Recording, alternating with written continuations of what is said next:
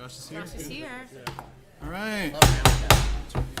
Good night or good evening, and welcome to tonight's work session on the New Hampshire DOT US Route 1 corridor improvement projects. I'm going to hand it over to the city manager to go through what we're all the folks at the table here. But I just want to say we got about a half hour of presentation and then public comment after that. And I just want to underscore that this is a work in progress. There's not a shovel in the ground. I know many folks would want the shovel in the ground right now, but a lot of folks want input, et cetera, and that's what this is. So you didn't miss anything. Even if this is your first meeting, still going to have a lot of time to engage this, and the goal is to make sure that that we get a good project out of this. So, Karen, City Manager. Thank I you. had a timer on me. I didn't realize that I had a timer, but that's good. It's usually good. Good evening. Here tonight we have folks from New Hampshire DOT and Stantec, and with us tonight are Melly Doobie from the environmental side of DOT, Dave Smith from New Hampshire DOT, and Dave McNamara from Stantec. So what I will do is turn it over to Dave Smith to provide an introduction. Yes, good evening, and Mayor, thank you for the opening. I appreciate that. City councilors, members of the public, it's great to be here tonight. As was noted, we'll provide a brief presentation, same or similar presentation as to what we gave at the public informational meeting, providing an overview of the project, overview of the schedule, as well as the process that got us here. And we'll provide insight relative to the improvements along the corridor, as well as alternatives that we've evaluated through the engagement with the public by way of a public informational on in June of this past year, as well as PAC meetings or Public Advisory Committee meetings to get us this far, and echo what was offered previously relative to engaging the public and continued discussion relative to the improvements. We certainly support that concept and that thought.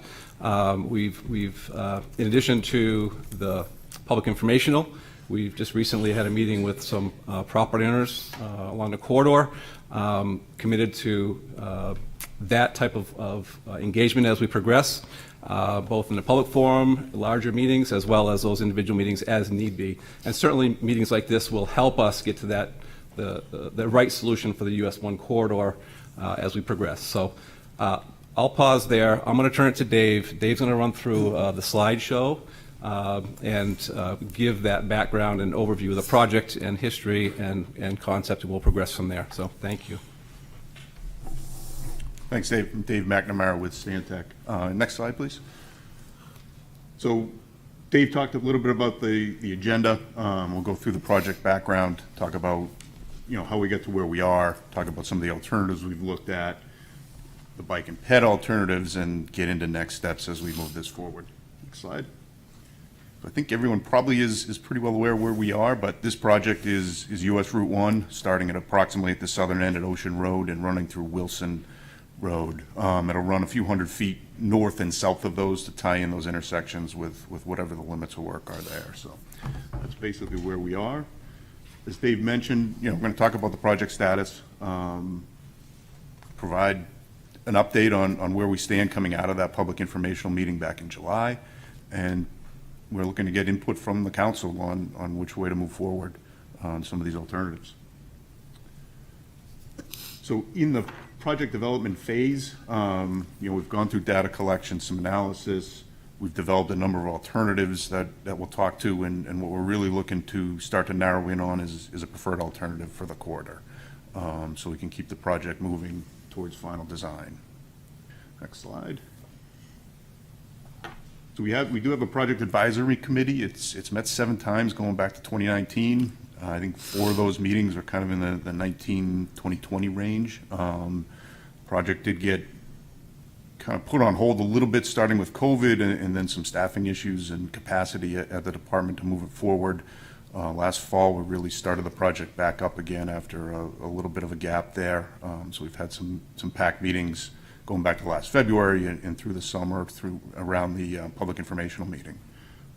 So that the purpose and need of the project, we're looking to improve safety, traffic flow, We want to make sure we're minimizing bypass traffic. We're not moving people onto Banfield or any other local roads. We want to create pedestrian and bicycle facilities. There's virtually none out there today. Enhance the transit opportunities and improve the stormwater resiliency and capacity out there. And I think the needs are pretty self-explanatory based on what the purpose is. Next slide. So the way we've been breaking it down as we talk through the project is kind of talk about the roadway and then talk about the sidewalk and the pedestrian facilities, if you will. So we looked at 3 kind of unique or different roadway alternatives as we've gone through the process. The no-build, which is always going to be an alternative. Alternative 1 was the historic 1984, 1989 Route 1 corridor study that's been out there before. It's that 5-lane typical section, 2 lanes in each direction, a full raised median with left-hand turn lanes at a few key intersections. You see a little bit of that down at Seabrook. You see some of it on Route 33. And then alternative 2 that we looked at is a 5-lane section again without the raised median. So it's a little bit more like the section north of Beverly Hill that you see just beyond our project limits. And then alternative 3 that's gotten the most support to date is kind of a targeted improvements is what we're calling it. We'll fix some of the intersection problems, add some turn lanes, add a little bit of capacity here and there without fully building out the corridor to 5 lanes, which the traffic just really doesn't justify the need for that much capacity. And what we're showing in our alternative 3 right now, and we'll talk about a little bit more detail as we go on, are changing the intersections at Springbrook Circle and at White Cedar Boulevard from the signals that are there today into roundabouts. Alternative 3A, which is really the same corridor alternative in terms of the typical section, the targeted improvements, would maintain the traffic signals at those 2 locations. So next slide. So these are just kind of typical sections of what we're looking at as we go through. One of the changes and one of the concerns that's been raised is as you drive through here, particularly southbound, you kind of widen out into 2 lanes going through an intersection, then you narrow down to a single lane and maybe widen back out at another one. So, there's been some desire to see a little more consistency through that typical section, which you see here with 2 southbound travel lanes. Really, they start about Water Country where they start today, and that would run through the southern end of the project. A single northbound lane has enough capacity to handle the whole project. And then in between the roundabouts, you see in that typical section on the bottom, there's a small raised median that would connect those 2 roundabouts and allow safer usage of that Constitution Ave location. And then on the 3rd section, as you go north, kind of north of Water Country would stay basically the same as that 3-lane typical section that's out there today with 1 lane in each direction and a center turn lane. So no real change up in that northern section from a roadway perspective. So then these next few slides are probably a little bit hard to see, but these are in plan view, what the corridor looks like as you go through. You can kind of see that the 2 southbound lanes on the top there and the single northbound lane, the addition of some turning lanes at Ocean Road to facilitate traffic through there, as well as at Robert Ave or Robert and Heritage Ave intersection, which buttons up pretty good. Next slide. And so here you see the roundabouts proposed at White Cedar Boulevard and Springbrook Circle, and the connection in between them with that raised median that would connect them. And it actually allows us to narrow the roadway width a little bit in that area from what it is today. So left-hand turns in and out of Constitution Ave would basically use the roundabouts to make U-turns. So if you're heading northbound and you wanted to go to Constitution, you would simply go around the roundabout and come back in and take a right into Constitution. Likewise, if you're leaving Constitution looking to take north, you could take a right out, use the roundabout at the Walmart Drive there, and then head north from there. And this is one of the biggest pinch points out here. We've got the cemetery on the corner of Constitution, and then we've got the whole historic building, schoolhouse right across from there. So one of the factors here is it does allow us to tighten that up a little bit and fit through there better than what's out there today, which is 2 southbound lanes, a northbound lane, and kind of a turn pocket. So really a 4th lane to get through there to get that turns onto Constitution Ave. So this buys us a little space as we go through there. And then the next segment is kind of in front of Water Country.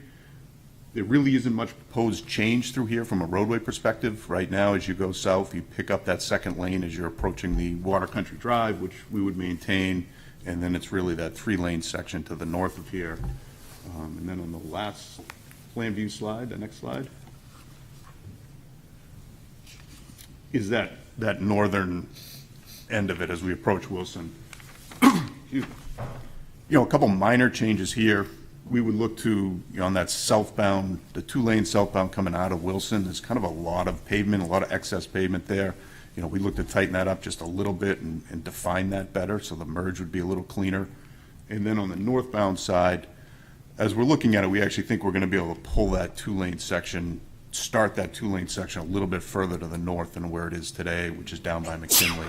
So we'll be able to shorten up that northbound 2 lanes tighter to Wilson and save a little bit of the impact along that stretch of Route 1. So next slide. So just going back to talk a little bit about the roundabouts. I know they're a little bit unique in Portsmouth. We look at them on most of our projects, but there aren't a lot here. So there are a number of advantages to them. It reduces vehicle conflict points, which is one of the key ones, and we'll show a slide in a second here on that. It does reduce the length of pedestrian crossings. So with the pedestrian facilities in here, any of these crossings at most you'd be crossing 2 lanes at a time.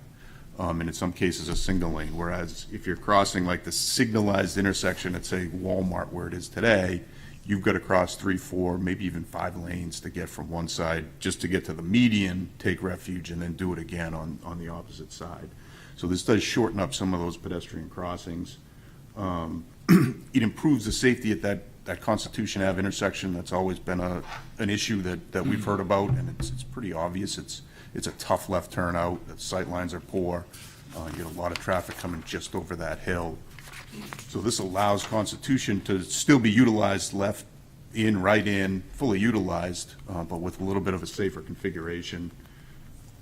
They improve traffic flow in off-peak conditions. So at night, during the mid-afternoon, when traffic isn't as heavy on Route 1, you're not going to necessarily stop and sit at a red light. It's going to allow you to kind of keep going through and flowing through without holding up traffic, which is going to reduce queuing and reduce idling, and they do improve or have environmental improvements over signals. And finally, they reduce speeds. So they do force you to slow down as you go through them. The next slide. These are those conflict points that I had mentioned. You see on the left side, basically that's all the cars' movements that can happen in a signal. So, and all those red dots are potential locations where 2 cars could hit. And then all the black squares are where a pedestrian and a vehicle come into conflict. So obviously the lights should prevent some of those from happening at the same time, but people sometimes don't pay attention to the lights. So you see there's 32 potential vehicle-to-vehicle conflict points in a signal, and then 24 potential vehicle and pedestrian conflict points with a signalized intersection. Whereas with the roundabout, in both of those, that gets cut down to 8 of each, just because everyone's kind of going in the same direction. And the other thing from a vehicular accident standpoint, and even vehicular pedestrian, the accidents in roundabouts tend to be less severe because everyone's kind of going in the same direction, the traffic is slowed, and you don't have those head-on and kind of T-bone type crashes that you can get at a signalized intersection. The next slide. So just kind of summarizing, as part of that public informational meeting back in July, we put out a survey, and we had a little over 100 respondents. I think we had 104 or 5 respondents to that survey, based on the traffic or the public informational meeting. And so just some of the feedback that we got. Alternative 3, that roadway typical section that I described, kind of the targeted minimal improvement, that received about 61% of favorable votes from that survey. Alternative 2, which is that 5-lane, kind of that north of Beverly Hill segment, that was at about 26%, and then there was about 13% support for that full build-out 5-lane section with the full raised median from the initial traffic studies from years ago. And so some of the feedback that we saw, some of the comments, the safety, the minimize of the right-of-way impacts by kind of narrowing down the focus and where those improvements in the roadway ended up, and kind of the context-sensitive or right size, different variations of that comment that, this was targeted more towards what's needed as opposed to just kind of an overhaul of the whole corridor. And then there was also questions on the roundabout. So the question, I'm in favor of the recommendation by the NHDOT team to construct roundabouts at these two intersections.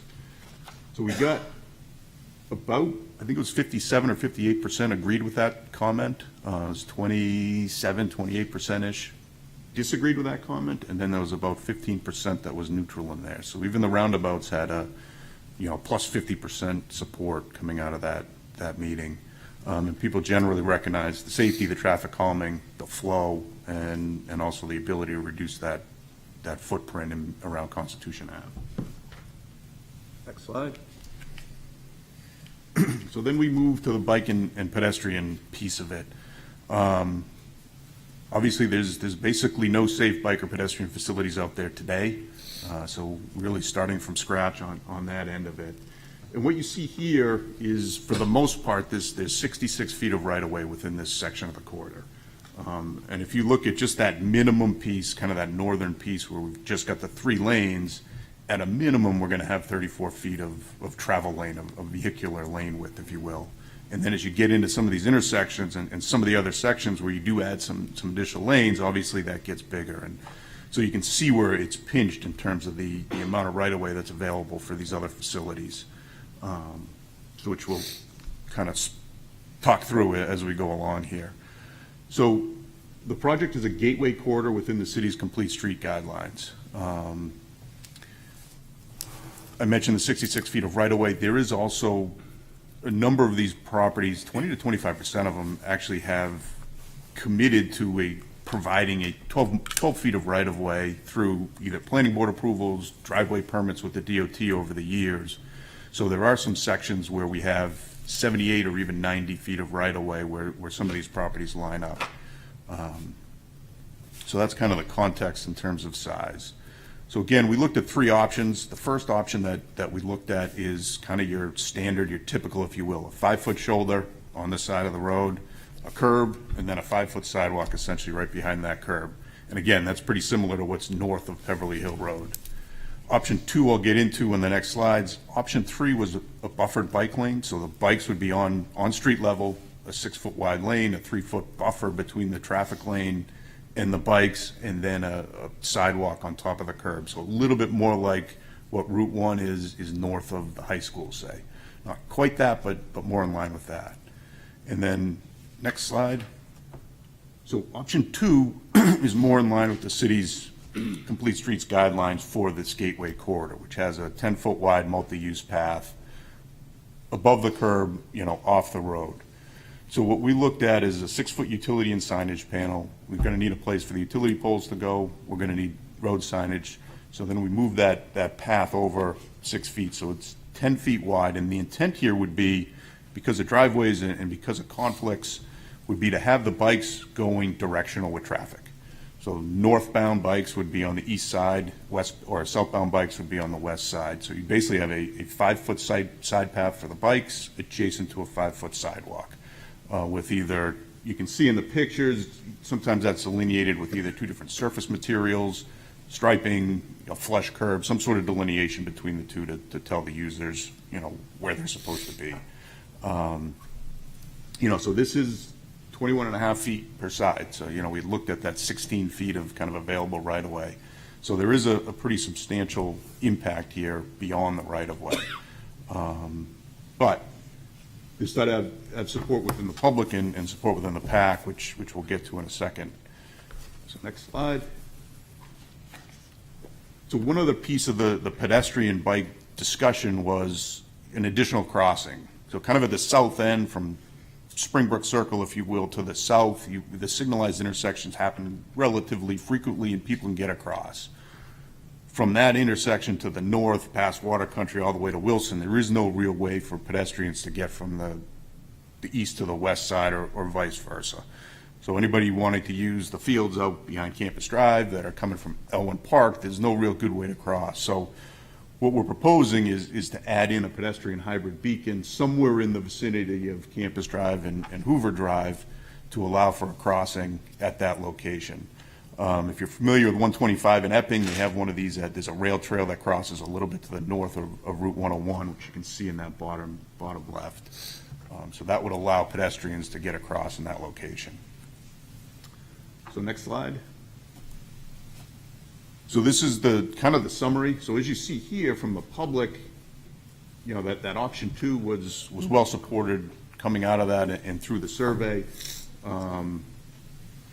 Option 3, which is that buffered on-street bike lane, was at 20%, and then 10% for that kind of more standard sidewalk and 5-foot shoulder. So that's what came out of the public. The one thing that, you know, Dave mentioned, but we met with a group of abutters along the kind of the front of that Elwyn Park area that live between Hoover Drive and Wilson, right along Route 1. And there's certainly some real concern from them about just the size of that impact and how far that full typical and building out that 10-foot wide path would be going towards their frontage. So there is some, well, overall that got support at the public level. There's certainly some concern in at least that one area about just the impacts to it and wondering if there's ways to kind of alleviate that and look at a different alternative through there. So that's basically what I have. I'm going to turn it back to Dave to talk through some of the administrative stuff. Yeah, thank you, Dave. And so we're working to close our discussion here, and then we'll transition into the Q&A, which will be welcome. So we want to align responsibilities, right, because Route 1 is largely maintained by the New Hampshire DOT, in essence, from curb to curb. That's what the DOT owns from a roadway maintenance perspective. We're also proposing stormwater BMPs. These are water quality basins to, say, collect the drainage, store it, let the sediment and contaminants settle out, and then pass it on to the water bodies in an improved condition. So we maintain that responsibility. And then traffic signals. If it is the direction from the city or where we simply end up, the state would be the owner, in essence, of the signals.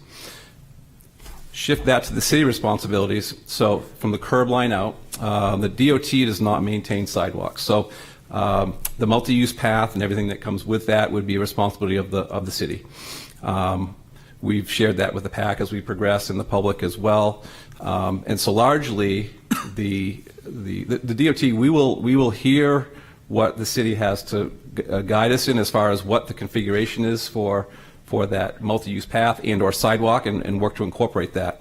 At some level, basic level, we have to have those accommodations for those pedestrians and bicycle users.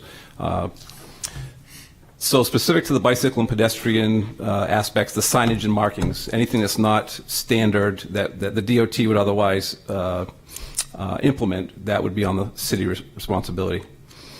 PHBs, RFBs are associated with both the crossing that Dave mentioned, as well as the roundabouts, and those would be a responsibility to be maintained by the city, as well as any thermoplastic markings at the roundabouts. So we want to be very transparent relative to that, because that's there are many benefits to the roundabouts. There are some responsibilities that the town would have to accept with those being implemented. So the PHBs, or the pedestrian hybrid beacons, those are in essence, say, a cantilever structure over the roadway that alerts the vehicular traffic to pedestrians and the crossings. So that's how the pedestrians are accommodated in the roundabouts, and those would be there. Additionally, to get a sense of what a roundabout means on a corridor like this, is that typically on the approaches to a two-lane roundabout, which these are 2 lanes north and southbound, we would have an overhead sign structure that aligns traffic to get into the proper lanes to progress north and or south. So that would be there as well. And just want to offer that and make sure that you're aware of that, because it does paint a different picture for the corridor with that infrastructure in place. It also requires a bit more right-of-way for us to acquire to support those components. So from a schedule perspective, we've been working to, now that we've been re-engaged, we've been working to engage the public. We talked about the public informational, the PAC meetings. This meeting tonight is another step in our public outreach. Ultimately, we are working towards a public hearing. It's that formal meeting that would find a necessity for the project and the improvements and allow us to continue forward. We're hoping to do that in, say, late 2025, and it's all dependent upon our finding that preferred solution that we can all support and gain a consensus on.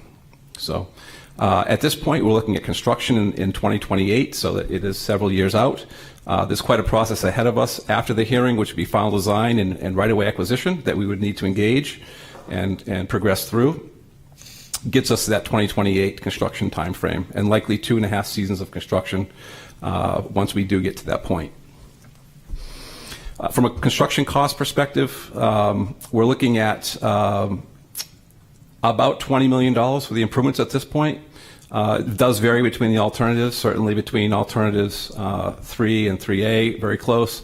We're proposing, again, alt 3. Right now, in the 10-year plan, there's a shortfall in the project funding. However, Dave and I and our team are working to pursue more funding and get us a fully funded project as we progress.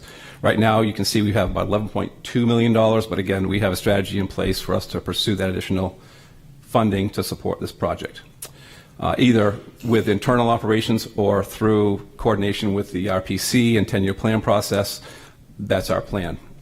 Certainly, again, wanted to share that with you for transparency. So in short, looking for insight relative to the alternative for the roadway that is being proposed, the roundabouts, if those are an acceptable solution or not, as well as the bike and pedestrian solutions that Dave mentioned that currently are reflected in our plans, as well as that Hoover Drive West Road pedestrian crossing. So with that, I'll conclude our presentation and open it up to you folks for question and answer. Thank you, Dave. We will go to Councilor Denton and Councilor Moreau and then Councilor Lombardi. Thank you, Your Honor. I have 2 questions regarding the roundabouts. The first one, for everyone here, is there a comparison in size, whether it be the Rye traffic circle off 1A, is that around the same size? I know that's 1 lane each direction, or maybe the one on the way to Durham, which is 2 lanes in each direction on 4. It's going to be closer to the one on Route 4 going towards Durham on Dover Point there. It's not quite as big as Epping, the 125 one. It's closer to that Route 4 one. And has our fire department weighed in on their view on the roundabouts? Yes, we've had representation with the fire chief and police chief at our PAC meetings, and I don't recall any opposition to them.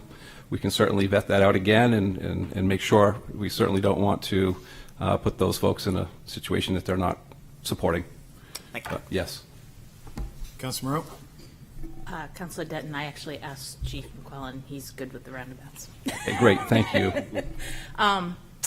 I have 2 questions as well. One is there a possibility, if they're doing the separate pedestrian and bicycle pathways of alternate 3, when you get to that pinch point between Hoover and Wilson, could you do a combined bicycle and walking so that you wouldn't need quite as much right-of-way? Yes, there is flexibility. At the least, we need that 5.5 feet sidewalk width. And then we also need that 6-foot panel for utilities and signage.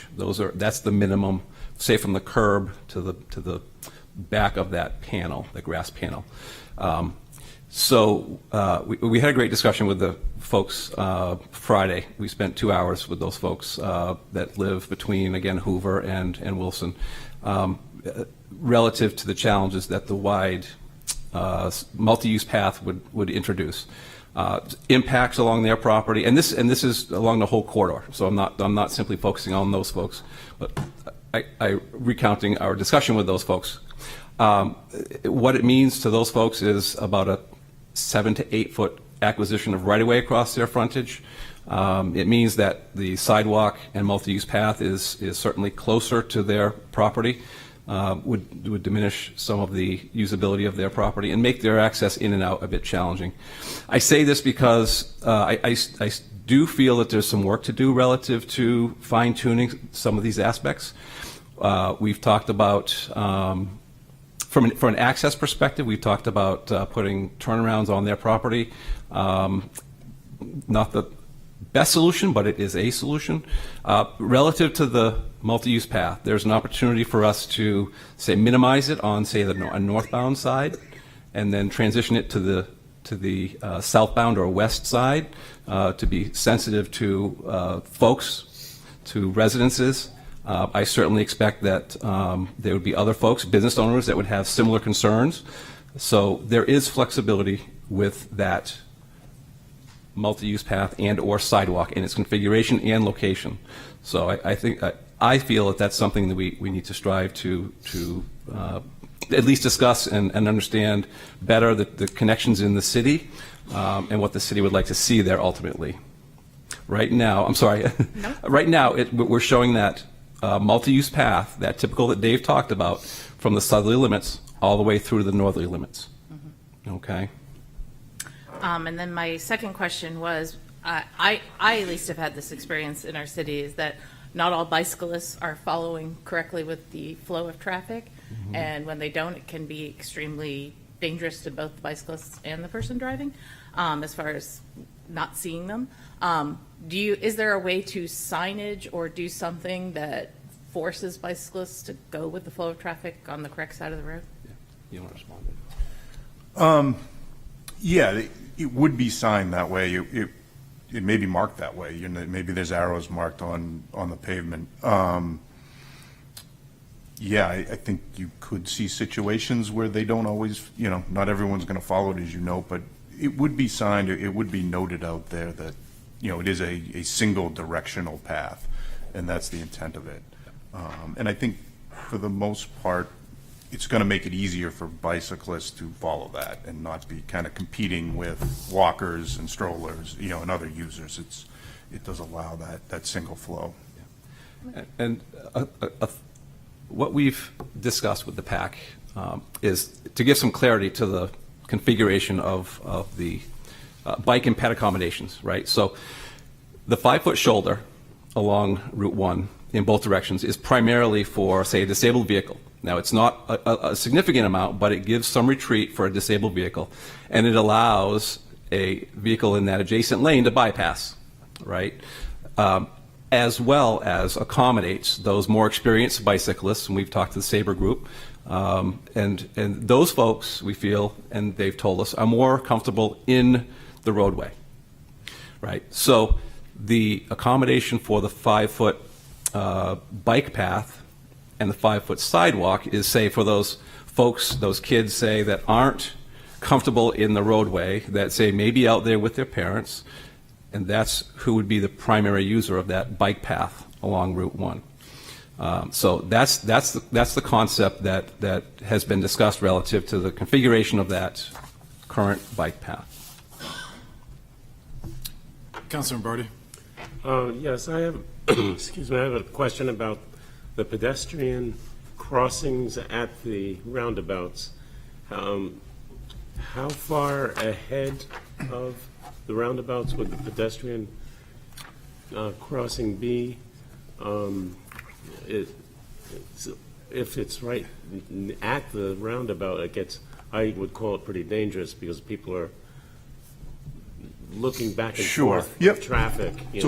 So basically, that crossing is a car length back. So what happens is you're approaching the roundabout, you'll come up, you'll hit the crosswalk. And then pedestrians, likely, if there's multiple lanes, it likely be those RFBs, so those flashing lights for the pedestrians is just a warning. But then, the pedestrians cross, you drive past the pedestrians, and then you pull ahead, and that's when you're looking to merge into traffic. So you're kind of taking them, one step at a time. You go through the pedestrians without worrying about the traffic, and then as you're merging into the roundabout, the pedestrians are behind you, so you're not trying to kind of manage both. And then, second question is about the two types of bicyclists.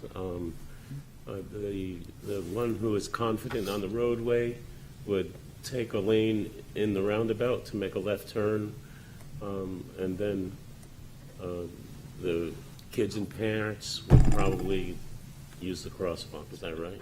That's correct. And even those folks that may be a more competent bicyclists that want to get off their bike and use the crossings because of concerns of managing through the roundabout still have that opportunity.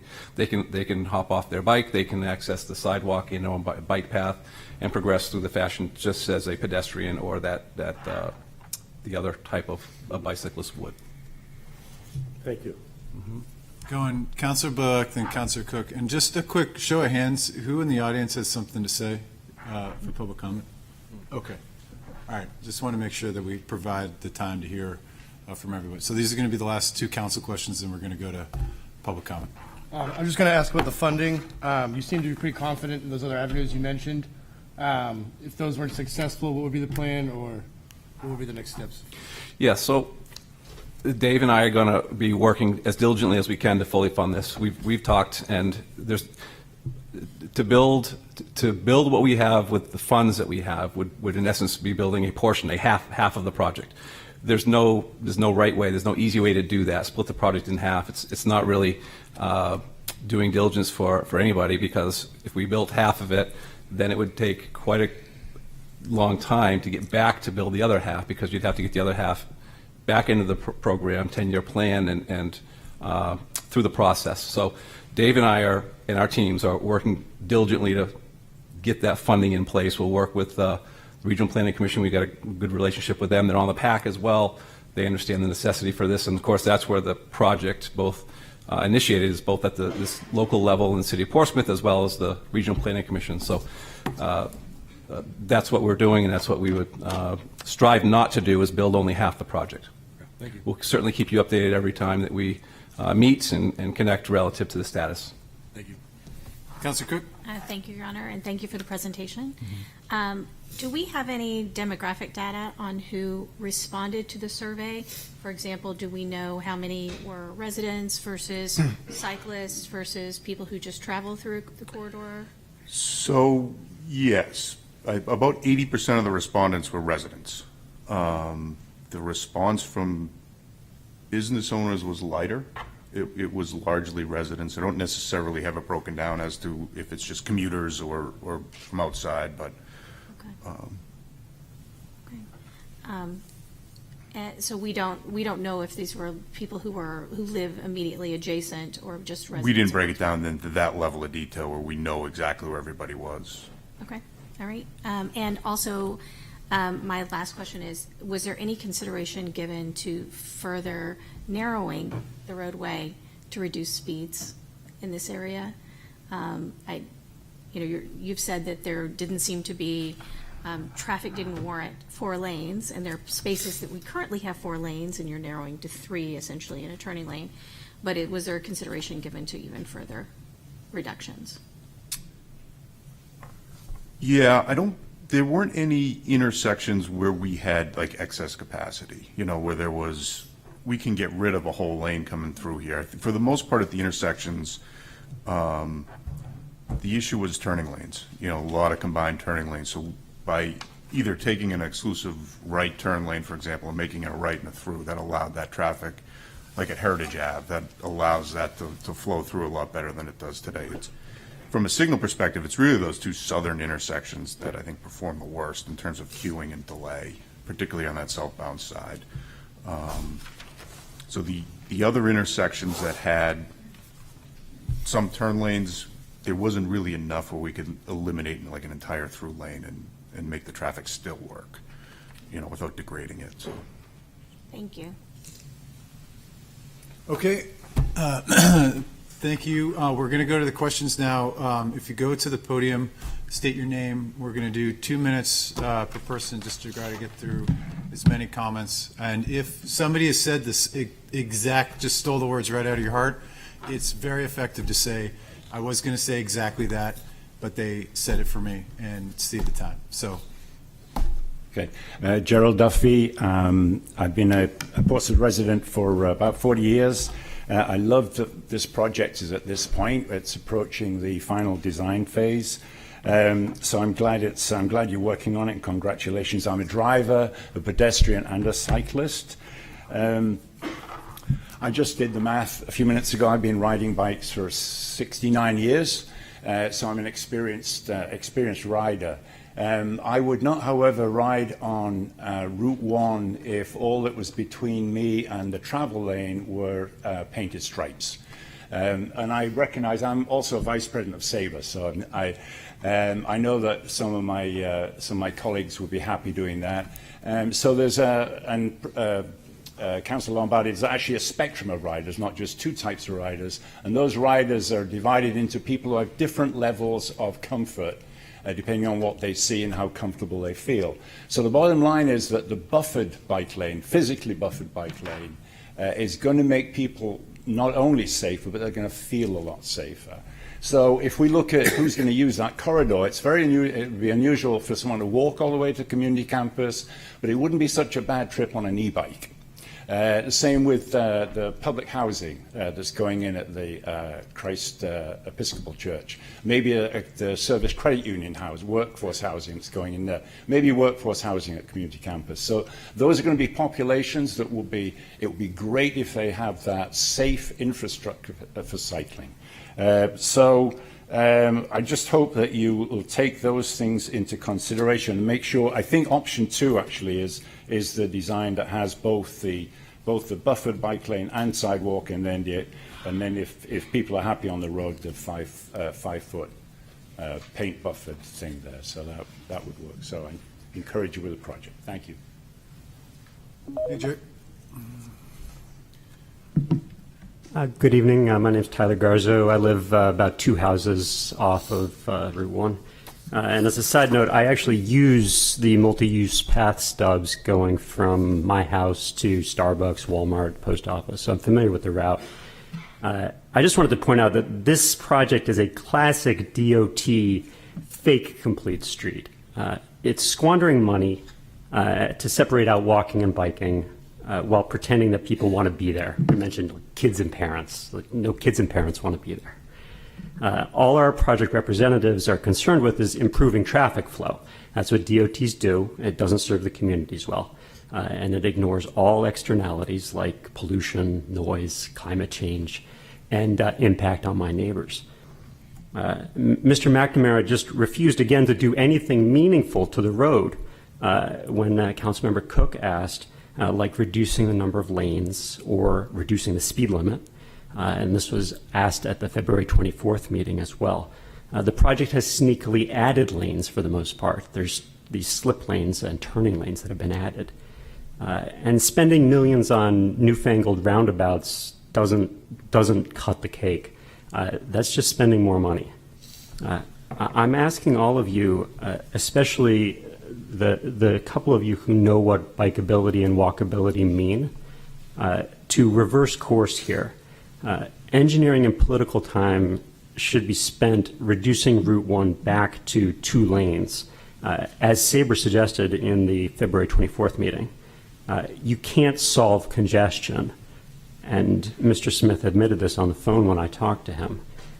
Congestion means that people want to be in a place, and we know that very well from Portsmouth's downtown.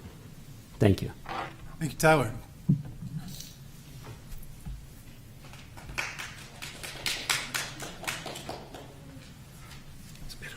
Hi, my name's Ken Muskie. I live on 1885 Lafayette Road, and if anything, this thing has done a good thing. It's organized the community, because we're organizing now the Elwyn Park Lafayette Abutters Association.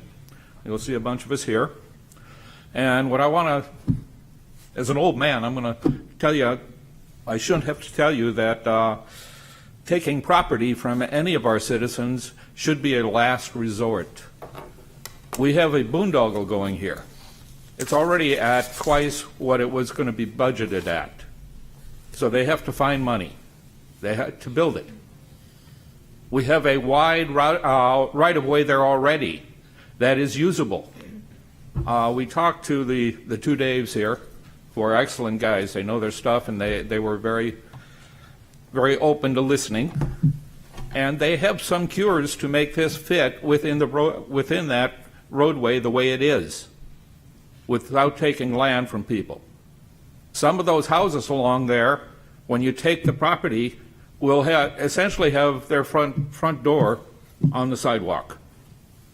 It's not acceptable for anybody. So we'd like you to look at that. I'm encouraged by some of the questions I've heard from the counselors here today, that you understand that, yeah, it should be a last resort to take any property from anyone. At one point, you'll probably hear later, because we're researching it, that property was taken in the past along there, and everyone was told that, no, it wouldn't happen again. Now it's trying to happen in order to build this boondoggle. So we're not against these things. We're against taking the property and overbuilding. Circles, right now, the only way we get out of our driveways is the red lights come on and they basically stop cars. So we have pulses of cars coming through between red lights. And that's how we get out of our driveways now. When you build circles, they continually feed cars out. They don't stop them like a red light does. So we're going to have a hell of a time getting out of our driveways. It's going to be tough. So we're not totally against them, but we do have some concerns. So we'd like you to think about those things and go over it and mull it, and possibly bring the price of this thing down so it's payable. And because I'm concerned that we're going to not have all the money they need, and then they're going to have to shut it down, pull it in anyway. So let's work on it. And the two Daves have some of the things. They took extensive notes on how to address it and bring it back into the right-of-way that we have now. Thank you very much. Thank you, Ken.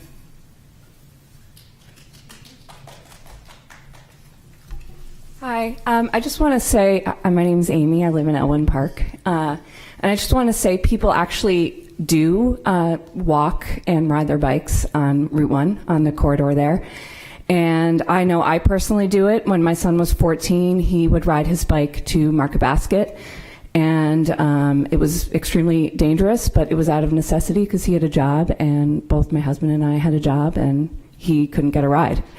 And there are a lot of people who use Route 1 for biking and walking out of necessity. It's not just for exercise or for fun. But that should also be something we should be allowed to do without, danger and without risk to getting hit by a car. So I just wanted to say that. Also, as a recreation board member, the acquisition of community campus has been one of the greatest things for the rec department, and it's such a great facility.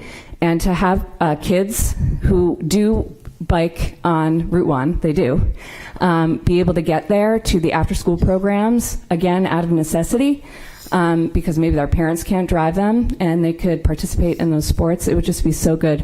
So I'm so excited by this project. Thank you so much for working on it. And the bike path and the pedestrian walkways are really, really important. Thank you. Thank you, Amy.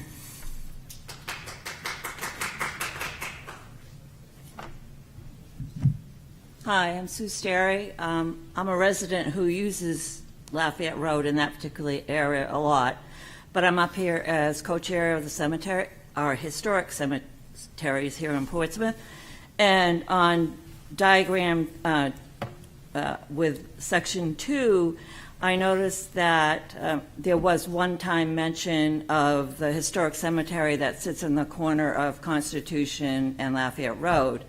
I didn't hear anything about the second cemetery that sits on the left-hand side of the road going south.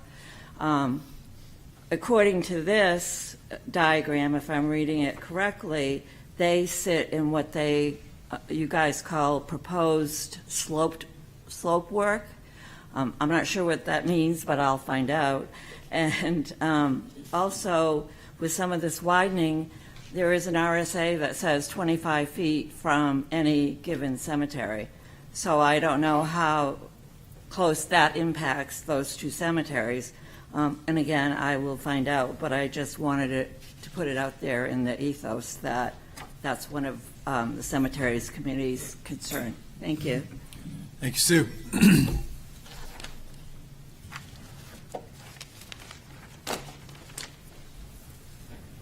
Hi, Brenna Jennings, 54 Taft Road. I live in Elmwood Park. I joined this committee in 2019. I just want to start by saying I feel like the process has been really thoughtful, very considerate, really thorough, a lot of conversation, super respectful and empathetic to the needs of the various neighbors and concerns about the project. I also, I could just get up here and say, I repeat what Amy said, but I have a daughter who I couldn't keep off Route 1. She wanted to get on her bike and see friends in Maple Haven. She wanted to get on her bike and go to Chipotle and go to the juicery. Every now and then I would let her, and it was an exercise in like yoga breathing until she got home. It was just, it's a lot out there. I walk Route 1 a ton, mostly north. Even heading north into town on a regular sidewalk, you'd be surprised how close cars feel when you're this far from the edge of a sidewalk. I've accidentally walked it south before I knew that that sidewalk multiple times dead ends into a travel lane, so I don't do that as much, but for running errands, for dropping your car at the shop, for these kids getting to other kids, and as Jerry noted, we have a bunch of new development coming within that corridor and just outside of it, and giving those people practical ways to get around that don't require them to get in cars, to cause more congestion, to need more lanes, allegedly, I think could only benefit the community. So I'm excited by it. Repeat Jerry, repeat Amy. Thank you. Thank you, Brenna. My name is Marcia Highland, 2007 Lafayette Road. I'm the one who sent you a letter when I first found out about this. I'll skip to make this as brief as I can, but I think what the biggest thing I can say is that I think most important is our safety. If this project continues as proposed with the alternative 2, I can't get out of my driveway safely. I will lose the use of my front of my home that we currently use for parking and for exiting and entering Route 1. If the city wants us to back out onto Route 1, then you're creating a condition that violates state law, RSA 26594. If you think I want to do a turnaround on my front lawn and then head out, I can't. I don't have enough room to do that without potentially hitting someone on the proposed sidewalk. It's also illegal for me to do so because of all the zoning laws. There are specific zoning laws, special yard requirements for just Lafayette Road. In researching Lafayette Road, as one gentleman said, we understand that the original residents already gave up 25 feet of their property when Route 1 expanded years ago. Why are we being asked to give up even more? What I really want to know is how is the city and the state going to make sure that I can exit my home safely?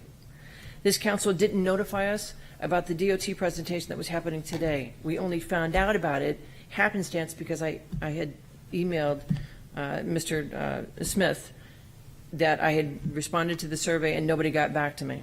He's the one who told me, by the way, there's a presentation happening. I don't know why we weren't notified of that.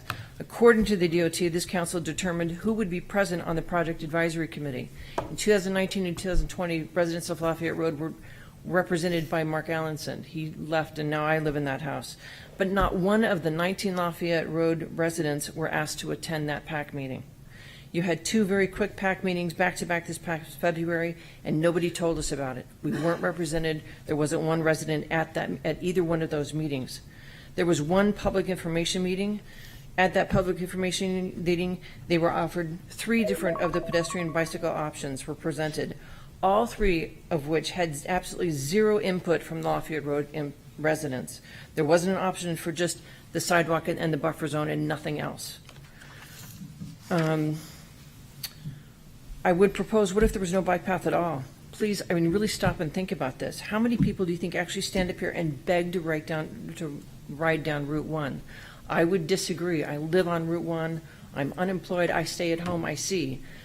If you're going to go to Market Basket, you're not going to ride down Route 1 from Elwyn Park to get to Market Basket. You're going to cut across. You're going to stay in Elwyn Park where it's safe, and you're going to cut across at McKinley, or you're going to come off the other way and you're going to come across Hoover and go straight down campus, the community drive to get to the community campus.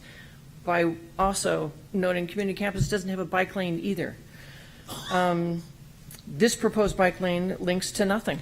It's been taken 10 years since 2019 by the time this actually gets completed, and it will connect to nothing. I have to ask why other streets in Portsmouth that are under or near construction do not have the same imposition. There's a project for Elwyn Road that's going to be happening.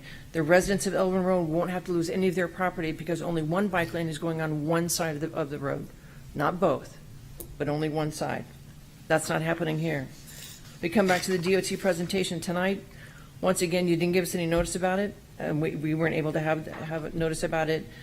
All of this is safety related, but yet there's another consequence for the 19 residents. Like most homeowners, we are counting on the equity of our home for our retirement. Losing 21.5 feet squashes my home value. This project as it stands will not do anything to enhance my property. It will become a huge safety risk and destroy my front landscape. In closing, I want to note that I desperately tried to reach all of my neighbors once I heard about this meeting, but there's some of us who are out of town and some of those who are completely uninformed about this project. This council has been inept and irresponsible when it comes to informing the residents about this project. To summarize my points, this project was put on hold, and now 5 years later, it's being rushed through without regard to the detriment of the Lafayette Road residents. This council has failed to take any consideration to obtain or listen to our output until now. You're failing to provide a safe means of exiting our properties, and you're failing to hold our property values in line. We have contacted a local land use attorney, and I can honestly say it's sad that we had to get to this point because we were neglected. I hope you can give us our due consideration. Thank you, Marcia.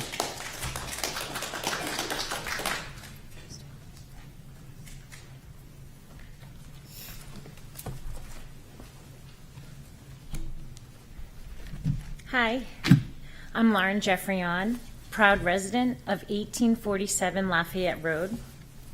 I have had the opportunity to connect with other residents of Lafayette Road who will all be deeply impacted by the 29640 project. Dear City Council, we respectfully request your consideration and the opportunity to make the plans included in the 29640 fair and reasonable for all community members. Most of us abutters are just learning about the Lafayette Road expansion and how it will impact our homes and community. I do want to thank the DOT for meeting with us and providing us with the details around the proposed plan.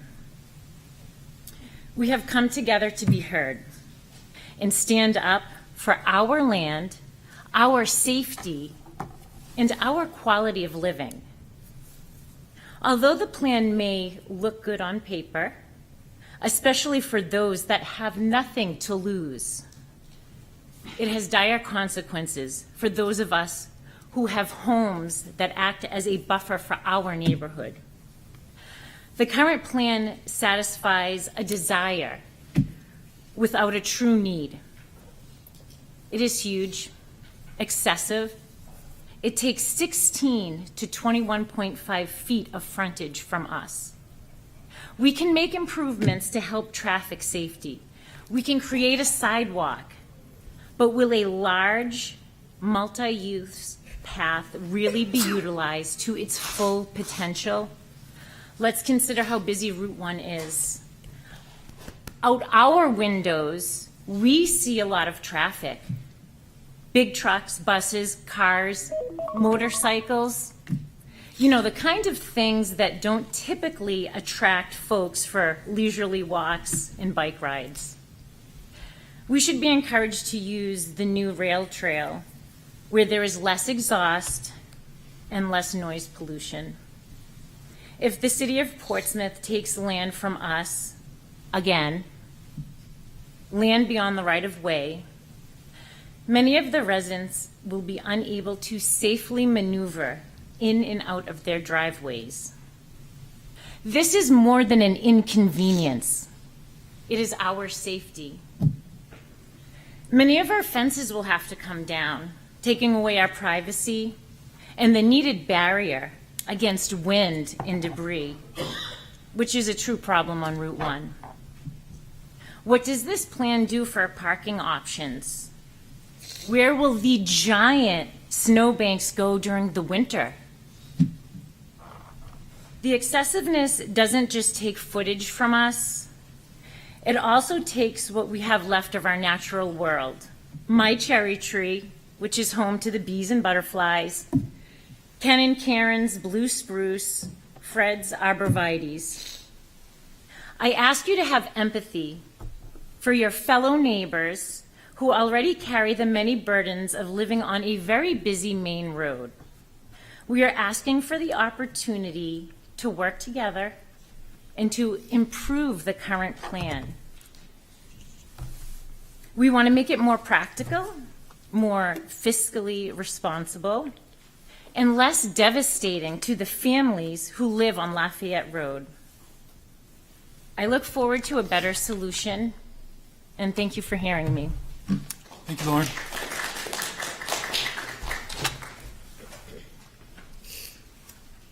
Any other speakers? 7:01. Yeah, we're going to get through these. Hello, my name is Donald Jeffreyon. I live in 1847 Lafayette Road. First of all, I want to thank the DUSD or the New Hampshire DOT for meeting with us Friday and being transparent. I want to thank the city for wanting to make improvements. I feel that the intent is good, but what I'm here to speak about is I'm not here to speak against making the improvements to Route 1, but what I am here to talk about is a few things that I feel are important, and some other folks touched upon it. First of all, it's the residents that live on Route 1 losing their right-of-way, as well as some of the safety aspects of the project and the impact to folks' valuable land in front of their homes. When the folks that live on Route 1, especially the ones that have driveways that are on Route 1, they're going to lose a large portion of their driveways. They're going to have less places to park, and they're not going to have a way to turn around and to leave their residents in a safe manner. I think safety is above all the most important thing we need to consider here. And as mentioned before, what do we do with the snow? Those sidewalks will be cleared in the winter, and where does that snow go? It's just going to create higher snowbanks and more difficult visibility when you're leaving your property. So I would like the council and I would like the public to consider revising the plan where the residents, that affects the residents on Route 1. I think that there's many other alternatives for bike traffic. Instead of traveling on Route 1 in front of our homes, they can go in a much safer route through Elwyn Park. To me, that's a viable option, and it doesn't impact our frontage, and it doesn't impact our land. So that's all I have to say. Thank you. Thank you, Donald. Good evening, Council. My name is Matthew Glenn. I've been on the Public Advisory Committee for this project since 2020 as a representative of Seacoast area bicycle riders and also as a nearby resident in Elwyn Park. So I feel that it's been a long time coming. There's a great need for pedestrian and bicycle accommodations south of Wilson. There's so much development happening, as you're well aware, and this project matches what your last bike ped plan called for this stretch of road. It matches your complete streets policy. It even matches the last city master plan, which specifically called out Lafayette Road as being a great opportunity to build curb-separated, bike and walking facilities. So I feel that it's been a good process over the years, certainly stalling 2020, 2021. But I was impressed at the July public meeting with the amount of support for this project. And I do feel that there are areas of the project could be tweaked. I've pushed to not have lanes added as much as possible to really reduce any kind of additional turning lanes entering businesses, really push to shrink it as much as possible because the speeds are really the problem. Even with a curb separated path, if you don't slow down cars, it's still a well above average dangerous road. It's a deadly road. And so I do feel that the roundabouts, although not necessarily in my area as a bike advocate, they do slow the cars and make the corridor a little bit safer for everybody, and help not have to have quite as many lanes. So lastly, I'll just encourage you, please don't water it down. The bike and walking accommodations really need to go all the way to the market basket at Wilson and hopefully someday much further. Thank you. Thank you, Matt.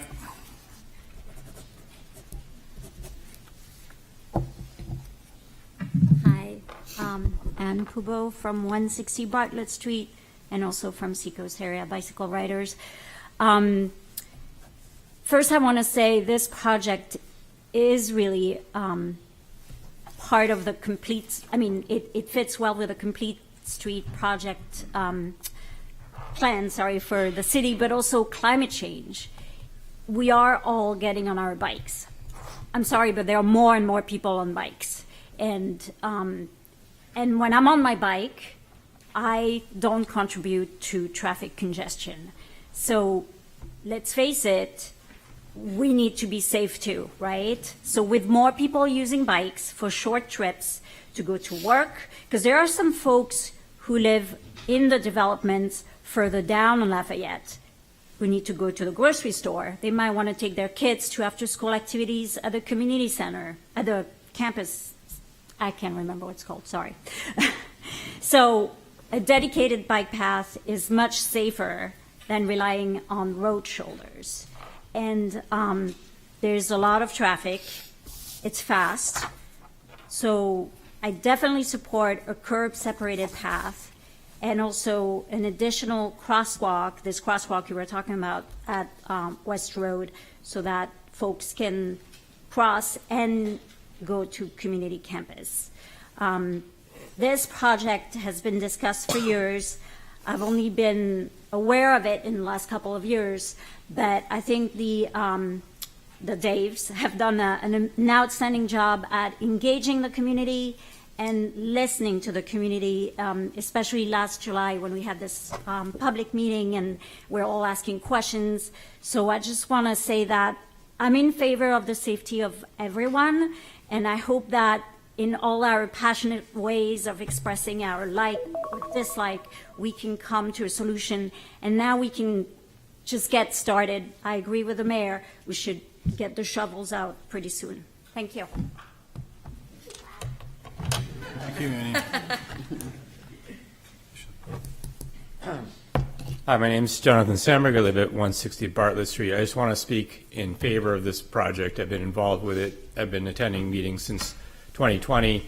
I think the really thorough process has been put into place, and I'm really excited about both the bicycle facilities, which I think are really necessary given the greater development that's going on in Route 1 South. A lot of residents, a lot of businesses, people need to be able to get to where they want to go for work, for shopping, to get home, to get to school, et cetera, recreation. And I also really like the roundabouts. I think it will improve safety. I traveled to Europe a lot.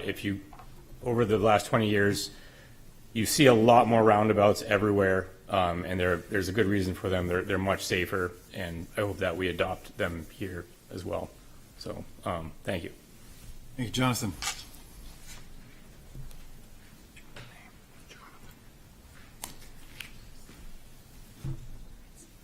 Hello, I'm Mary Walsh, and I live on Lafayette Road as well.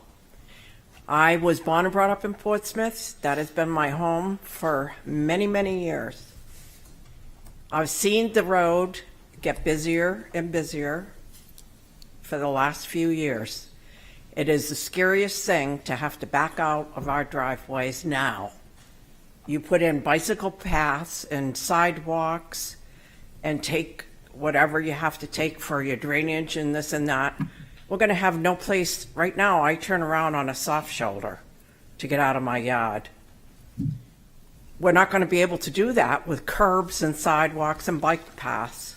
We're going to have to back right out onto Lafayette Road. It's scary now. I don't even understand how bad it will be with bicycles and pedestrians and can't get out except for doing it on the road. And I'm not for the roundabouts as well. That's going to be a nonstop traffic pattern for us. It's bad enough now. The only saving grace we have are the lights that are down on those two areas that gives us a 5-second span to get out of our driveways safely. This is not a safe situation with the land they're going to take. My bedroom is on the first floor. What's going to happen in the icy weather? When somebody might slide off of Route 1, where are they going to go? Right into my bedroom and I'm sleeping in bed and get killed with my little dog? I'm old. This is scary. It's very, very scary. That's all I wanted to say. Thank you, Mary.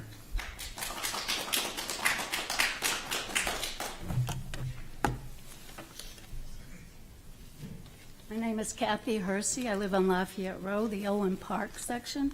Right now, I do have a sidewalk, but noticing during the day, different times of the day, there aren't that many pedestrians or bicyclists. Probably on average, 5 to 6 a day, and most of the bikes are e-bikes. To me, it's not worth it that we have to lose land for it. Right now, I have to back onto my front lawn to get out. And another issue with the roundabouts, they sound great for that section, but like Mary just said, we rely on the light at McKinnon's and Market Basket to give us a chance to get out. It may stop the backup down at that end, but the backup will be at the light at Wilson Road, going probably past McKinley when there's a red light. Thank you. Thank you.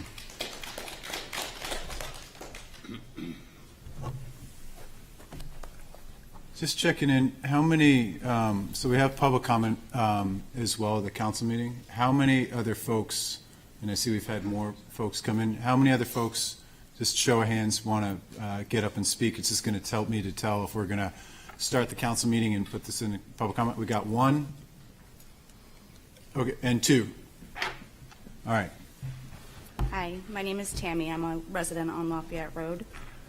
I'm also a mother of a 3-year-old living on Lafayette Road.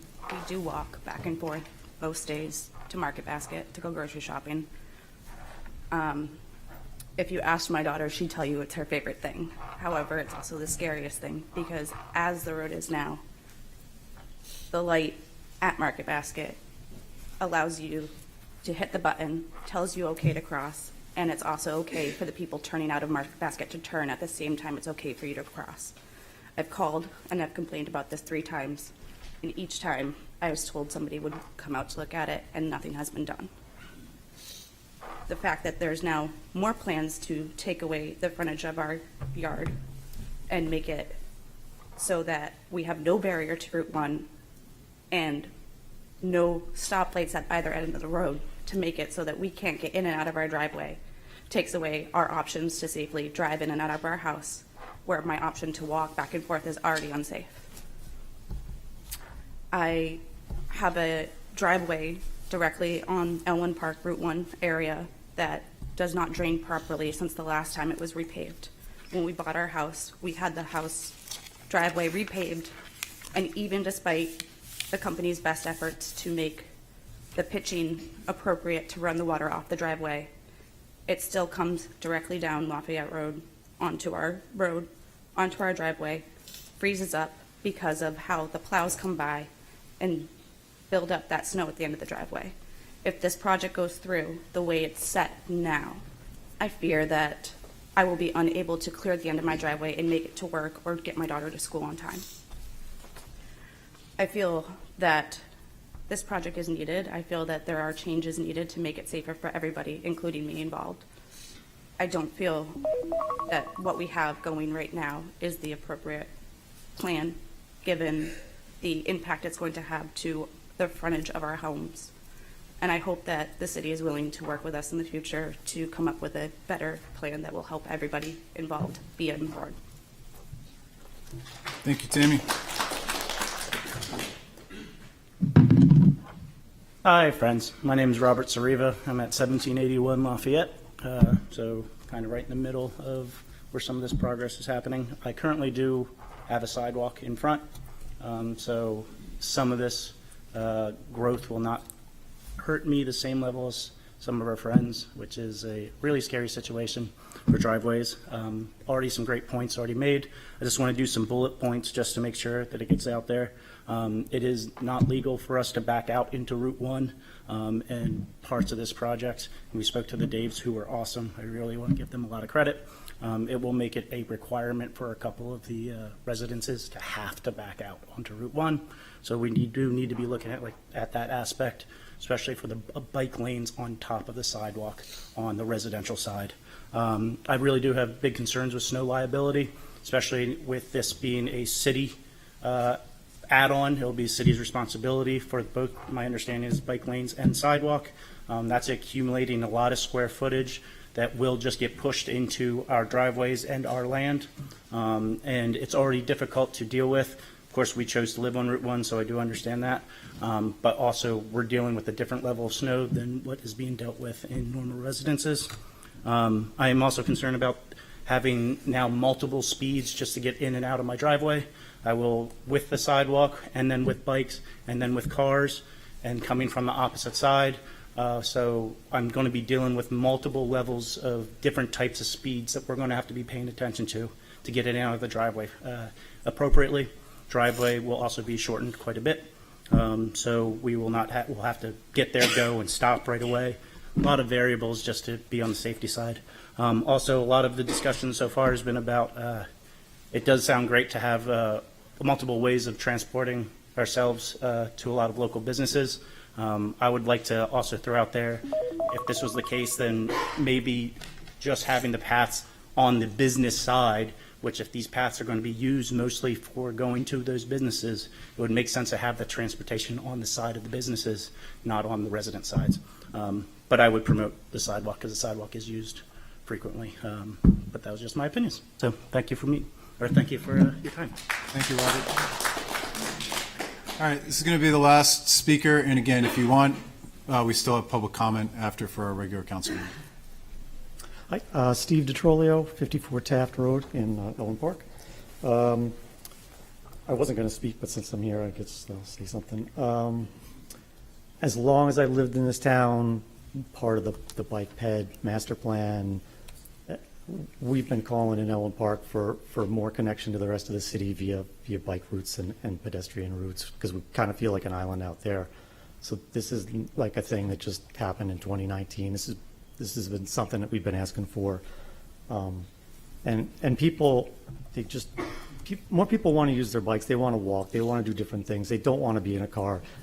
That sort of demographic is changing. We all know that's happening. It's important to link these different areas of the city with these main corridors and give access to bikes and pedestrians. So, and I definitely can empathize with the people who live on Lafayette Road.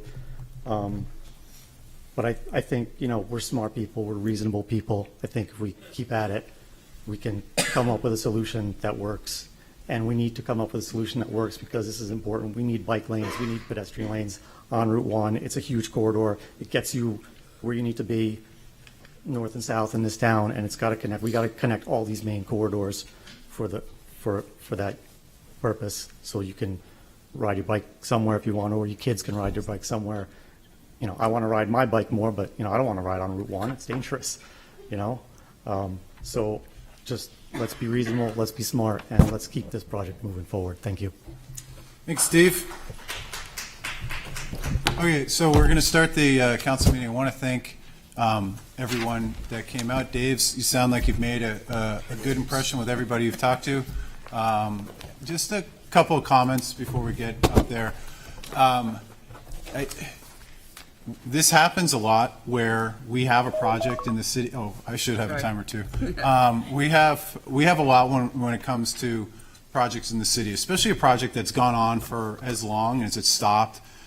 There's always a sense that this is moving on like a juggernaut that won't change or be modified. And in fact, the only way I see this happening is if we get to the percentage of 85 to 90% of folks really excited about the project. Because we heard that we don't have the funding from the state level. How that typically gets applied is that the executive council votes on whether or not to add this to the 10-year highway master plan. That's not going to happen if folks in this room mobilize and come up and say, we don't want this money to go into this project. This doesn't happen. Maybe the Daves they got a way to, and I'm sorry for calling you the Daves, but it works. So maybe there's a way to move money around, but it's tough. Second, when a project gets to this point, when we're talking about the details, and forgive me if I'm oversimplifying, a lot of it happened in the kind of Elwyn Park aspect of Lafayette, that area right there, not on the business side. I didn't see, Market Basket, coming out and talking about this, but on the Elwyn Park side, it looks like we can work through these details. This council is committed to making sure that we're going to work through the details. We want to make sure something's a common sense thing that everybody's like, yes, of course. Because I don't think there's anybody in Portsmouth that looks at the traffic on there and says it's a reasonable place to have a bunch of houses with the traffic as it is right here, right now. I think everyone in this room recognizes there's a problem when it comes to all of the traffic there. Every effort is trying to make that safe. And now I know it doesn't feel like that from our standpoint because you might have just heard about it or somebody reached out to you, but the goal is to make sure that this works for all of us. And so, I'll look in to see like when this was originally taken. I don't think the city took the land the original time to expand it. I think that would have been a state taking. But we are going to work as hard as we can to make sure that we have alignment on this. I do definitely hear all of the concerns of, I want to be able to bike in or bike out of this. We want to be able to walk in or walk out.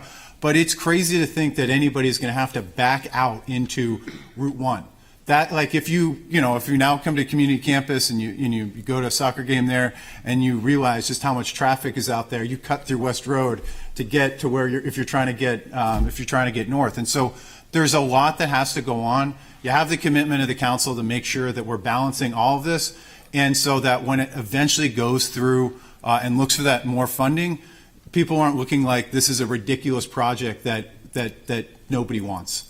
And we understand that you're going to bear a brunt of it when it comes to in front of your house. We went through this on Beverly, had a lot of conversations, felt like we ended up at a reasonable place. Not everybody was happy, but maybe everybody was equally disappointed.